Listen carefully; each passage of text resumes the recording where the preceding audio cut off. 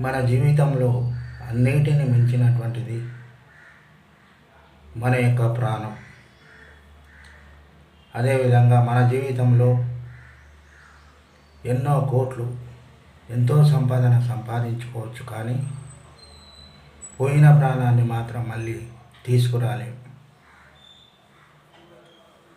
ఎందుకోసం అంటే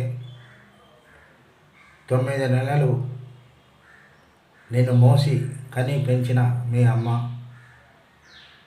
అల్లారు ముద్దుగా పెంచినటువంటి మీ నాన్న తమ యొక్క జీవితంలో తమ సర్వస్వాన్ని మీకోసం అర్పిస్తారు. అటువంటి తల్లిదండ్రులను ఎప్పుడు కూడా దుఃఖపరచవద్దు. అదేవిధంగా ఇప్పుడున్నటువంటి సమాజంలో పిల్లలకు తెలియనటువంటి పరిస్థితి. ఎక్కడికి వెళ్ళినా కూడా పిల్లలు సెల్ఫీలు తీసుకోవడం జరుగుతుంది. ఆ యొక్క సెల్ఫీల ద్వారా వాళ్ళు ఏం చేస్తున్నారో వాళ్ళకే తెలియనటువంటి పరిస్థితి. అదేవిధంగా చెరువుల్లోకి, నీళ్ళల్లోకి వెళ్తుంటారు, నదుల దగ్గరికి వెళ్ళి సెల్ఫీలు తీసుకుంటారు. మరి ఆ టైంలో ఏమవుతుందో వాళ్ళకు తెలియదు. సెల్ఫీల మోజులో పడి నీళ్ళలో పడిపోయి ఈత రాక అదేవిధంగా దాంట్లో మునిగిపోతుంటారు. అంటే వాళ్ళ యొక్క ప్రాణం పోతుందని కూడా తెలిసి కూడా వెళ్ళి ఈ సెల్ఫీల పిచ్చితో ఆ యొక్క నదిలో పడి చనిపోతూ ఉంటారు. మొన్ననే మనం చూసాం, 3 ఆడపిల్లలు ఏ విధమైనటువంటి పరిస్థితిలోకి వచ్చారు. అంటే తల్లిదండ్రులు ఎంతో ప్రేమ అనురాగాలతో చూసుకునేటటువంటి వాళ్ళు అదేవిధంగా సెల్ఫీల పిచ్చితో మీ యొక్క ప్రాణాలే తీసుకోవడం జరిగింది. అంటే తల్లిదండ్రుల బాధ ఏ విధంగా ఉంటుందనేటటువంటిది మనం ఒక్కసారి ఊహించుకోవాలి. అంటే నేటి యువతకు ముఖ్యంగా తెలియజేసేటటువంటిది ఏమిటంటే, మీరు ఎక్కడికి వెళ్ళినా ఏం చేసినా మీరు ఆలోచించుకొని చేయాలి. ఆలోచన లేనటువంటి పనులు చేయొద్దు.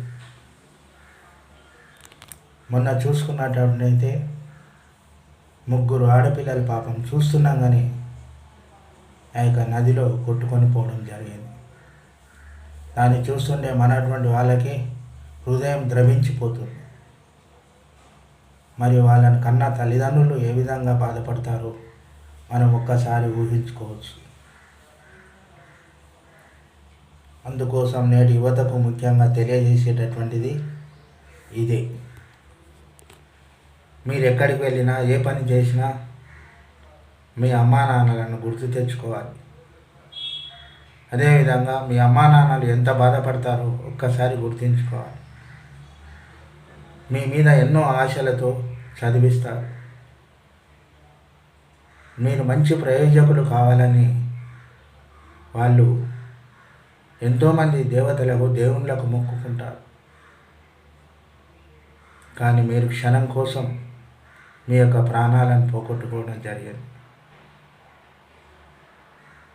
అంటే మనకు అప్పుడు మంచిగానే అనిపిస్తుంది సెల్ఫీలు తీసుకోవాలని, కానీ జరగరానిది జరిగితే ఎంతమంది బాధపడతారు. మీ కుటుంబం మీ కొరకు ఎన్నో ఆశలతో ఎదురు చూసేటటువంటి కుటుంబం ఎంత బాధపడుతుంది. మీ అమ్మా నాన్నలు ఎంత బాధపడతారు. మీ మీదనే ఎన్నో ఆశలతో ఉన్నటువంటి మీ తల్లిదండ్రులు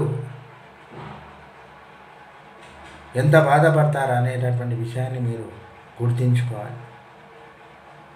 ముఖ్యంగా నేటి యువత ఈ విధమైనటువంటి ఆలోచనలతో సెల్ఫీ అనేటటువంటి మమకారంతో ఈ విధమైనటువంటి చర్యలు చేయడం జరుగుతుంది. అదేవిధంగా యువకులు కూడా మరి బండ్లు వచ్చినా అంటే ఎంతో స్పీడుతో వెళ్తుంటారు. అంటే అక్కడ ప్రమాదం ఉందని తెలిసి కూడా వేగంతో ప్రయాణించి తమ యొక్క ప్రాణాలనే పోగొట్టుకోవడం జరుగుతుంది. అంటే మనకి ఇక్కడ ప్రాణం ముఖ్యం, వేగం కాదు. మన ప్రాణం మంచిగా ఉంటే ఎన్నో సాధిస్తాం, కానీ వేగం అనేటటువంటిది ముఖ్యం కాదు. వేగం అనేటటువంటిది మన యొక్క ప్రాణాలను హరిస్తుంది. అందుకోసం వేగంతో ప్రయాణం చేయకండి. మీ కన్న తల్లిదండ్రులను బాధ పెట్టకండి.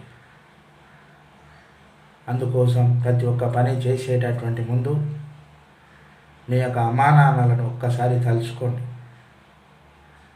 అదేవిధంగా మీతో పుట్టినటువంటి తోబుట్టువులను ఒక్కసారి తలుచుకోండి. వాళ్ళు ఎంత బాధపడతారో, మీ ప్రాణాలు పోయి ఎంతో విలవిలలాడిపోతారు వాళ్ళు. అందుకోసం ప్రాణం అనేటటువంటిది భగవంతుడు సృష్టించినటువంటిది. ఈ భూమి మీద మనం వచ్చినప్పుడు మనం ఏం చేయాలి, ఏం సాధించాలి? ఒక ఆస్తులు అంతస్తులే కాదు, మన చిరస్థాయిగా ఏమి ఉండాలి మన ఇక్కడ భూమి మీద. మళ్ళీ ఎంతోమంది వచ్చారు పోయారు, కానీ ఏమి వెంట తీసుకుపోయారు. అందుకోసం ఈ భూమి మీదకి వచ్చిన తర్వాత మనం ఏదన్నా ఒకటి సాధించాలి. సాధించాలంటే బ్రతకాలి, బ్రతికి సాధించాలి. అంతేకాని చిన్న చిన్న దాంట్లో కూడా పోయి నిండైన 100 ఏళ్ల జీవితాన్ని ఈ విధంగా ప్రాణాలు తీసుకోవడం మంచిది కాదు. మీ తల్లిదండ్రులను బాధ పెట్టకండి. అదేవిధంగా ఎన్నో ఆశలతో, కోటి ఆశలతో మీ అమ్మా నాన్నలు మిమ్మల్ని ఎంతో గారాభంగా పెంచుకున్నారు.